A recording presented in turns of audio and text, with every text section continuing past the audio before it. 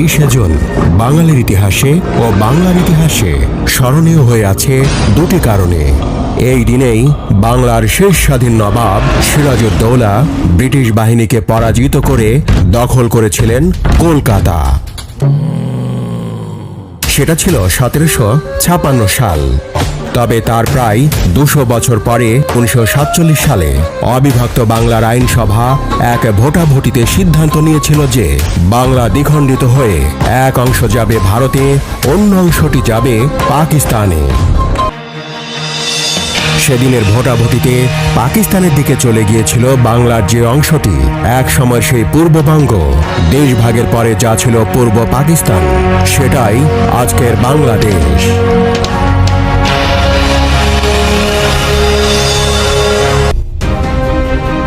অবিভক্ত বাংলার প্রাদেশিক আইনসভায় 1947 সালের 20 জুন সেই ঐতিহাসিক ভোটাভুটির তথ্য বলছে, সেদিন তৎকালীন পূর্ববঙ্গ, এখনকার বাংলাদেশের সংখ্যাগরিষ্ঠ মুসলমান আইনসভার সদস্য বাংলা ভাগ করার বিপক্ষে ভোট দিয়েছিলেন। তারা চাননি যে বাংলা ভাগ হোক। অন্যদিকে আইনসভার হিন্দু সদস্যরা বেশিরভাগই ভোট দিয়েছিলেন বাংলা ভাগ করার পক্ষে।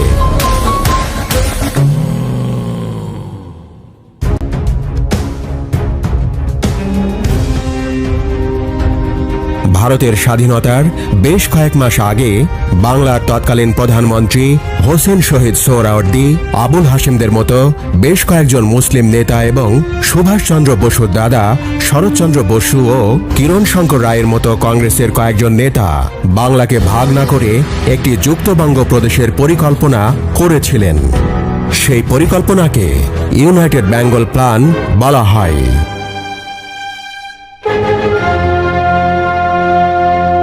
ওই পরিকল্পনায় একটা সময়ে মহাত্মা গান্ধী এবং মোহাম্মদ আলী জিন্নাহরও সমর্থন পেয়েছিল। কলকাতা লাগোয়া সোদপুরের খাদি আশ্রমে বেশ কয়েক দফায় মিস্টার গান্ধী এসে যুক্তবঙ্গ পরিকল্পনা নিয়ে আলোচনা করেছিলেন। পরিকল্পনাটির ঘোর বিরোধিতা করেছিলেন হিন্দু মহাসভা নেতা শ্যামাপ্রসাদ মুখার্জি এবং কংগ্রেস হাইকমান্ডের জওহরলাল নেহরু ও বল্লভভাই প্যাটেল। শ্যামাপ্রসাদ মুখার্জির যুক্তি ছিল, যদি বাংলাকে ভাগ না করা হয় এবং যদি যুক্তবঙ্গ নামে একটি তৃতীয় সার্বভৌম রাষ্ট্র গঠিত হয়, তাহলে সেই যুক্তবঙ্গ একসময়ে পাকিস্তানে চলে যাবে।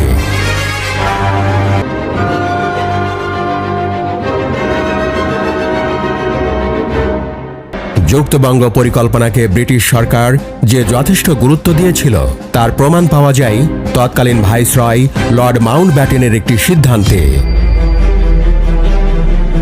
ভারত ছেড়ে চলে যাওয়ার পরিকল্পনা যখন প্রায় চূড়ান্ত, সেই সময়েই 1947 সালে তিনি লন্ডনে গিয়ে ভারত ভাগের ঘোষণা রেডিওতে সম্প্রচারের জন্য রেকর্ড করে আসেন।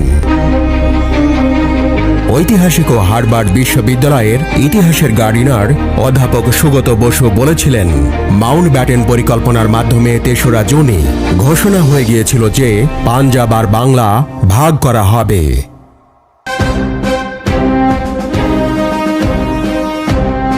লর্ড মাউন্টব্যাটেন 1947 সালে 3রা জুন যে পরিকল্পনা ঘোষণা করেন রেডিওতে, তার দুটো ভার্সন লন্ডনে গিয়ে রেকর্ড করে এসেছিলেন। ব্রডকাস্ট এতে ছিল পাঞ্জাব ও বাংলাকে ভাগ করে ভারতের স্বাধীনতা দেওয়ার ঘোষণা, আর ব্রডকাস্ট বিতে ছিল যে বাংলার হিন্দু এবং মুসলমান নেতারা একটা রফা করেছেন এবং তারা অবিভক্ত থাকার সিদ্ধান্ত নিয়েছেন। সেক্ষেত্রে ভারত ভাগ হয়ে 3টি সার্বভৌম রাষ্ট্র গড়ার পরিকল্পনা ছিল যুক্তবঙ্গ পরিকল্পনায়। একটি ভারত, অন্যটি পাকিস্তান এবং তৃতীয়টি যুক্তবঙ্গ। অধ্যাপক বসুর কথায়, লন্ডন থেকে ফিরে আসার পরে কংগ্রেস হাইকমান্ড অর্থাৎ জওহরলাল নেহরু এবং বল্লভভাই প্যাটেল যুক্তবঙ্গ পরিকল্পনাকে নস্যাৎ করে দিলেন। এরপরেই শুরু হয় বাংলা ভাগ করার জন্য ভোটাভুটির প্রক্রিয়া।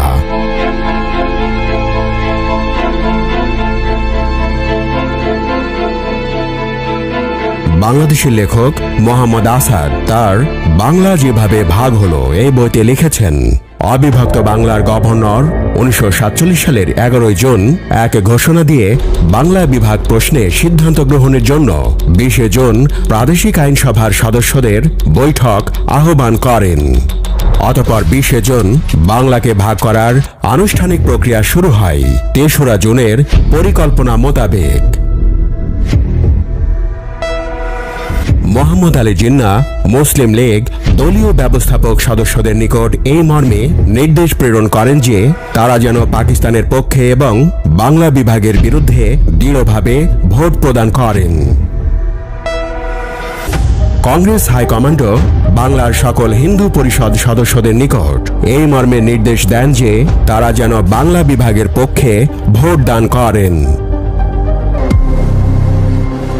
ব্রিটিশ সরকারের 3রা জুনের ঘোষণার ভিত্তিতে 20 জুন বঙ্গীয় আইন পরিষদের বিধায়কদের এক যুক্ত অধিবেশন বিকেল 3টায় স্পিকার নুরুল আমিনের সভাপতিত্বে অনুষ্ঠিত হয়। প্রথমে 2টি গণপরিষদ সৃষ্টির লক্ষ্যে বিধায়কদের মধ্যে ভোটাভুটি হয়।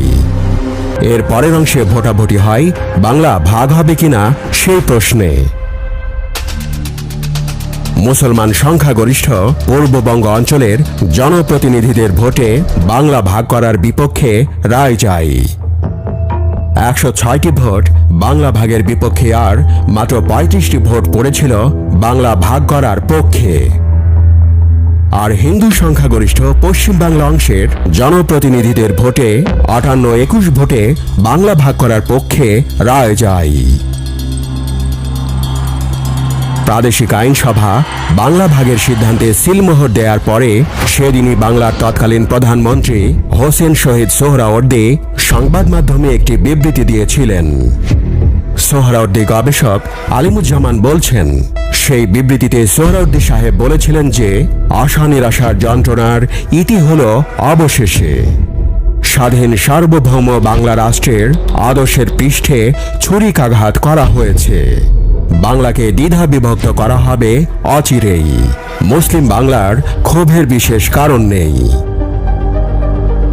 ওই বিবৃতিতেই সোহরাওয়ার্দী সাহেব আরও বলেছিলেন যে আমাদের পথ আলাদা হয়ে গেছে, চলুন পরস্পরের প্রতি বন্ধুত্বের ভাব বজায় রেখেই পৃথক পথে এগিয়ে যাই। তবে আলিমুজ্জামান বলছিলেন, কি অদ্ভুত সমাপতন দেখুন। 1756 সালে যে দিনে বাংলার শেষ স্বাধীন নবাব সিরাজউদ্দৌলা কলকাতা দখল করলেন, তার ঠিক 191 বছর পরে সেই তারিখেই সেই কলকাতা শহরে বসেই বাংলা ভাগ করার সিদ্ধান্তে সিলমোহর পড়ল।